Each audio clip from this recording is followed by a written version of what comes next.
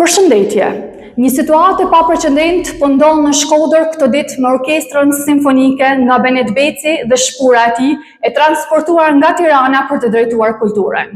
Para disa ditësh kemi bërë prezent heqjen e shumë muzikantëve të kësaj orkestre në mënyrë të fshehtë dhe të pabarabartë, përmes një konkursi as pak transparent nga ana e bashkisë, ku sot e gjithë ditën nuk janë shpall fituesit dhe nuk dihet fati i tyre.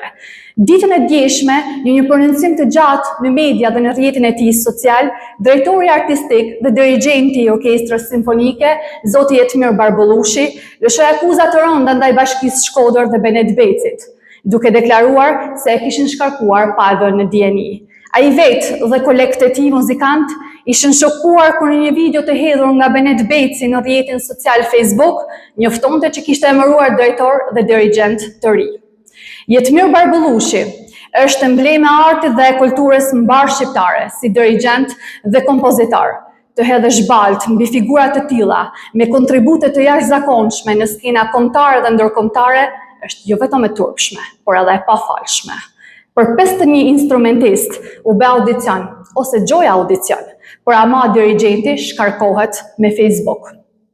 Në intervistën e tij, zoti Barbullushi ka vendosur të flasë gjatë për të treguar të vërtetat e tij që flasin për presione nga administrata e bashkisë mbi artistët dhe vetë atë.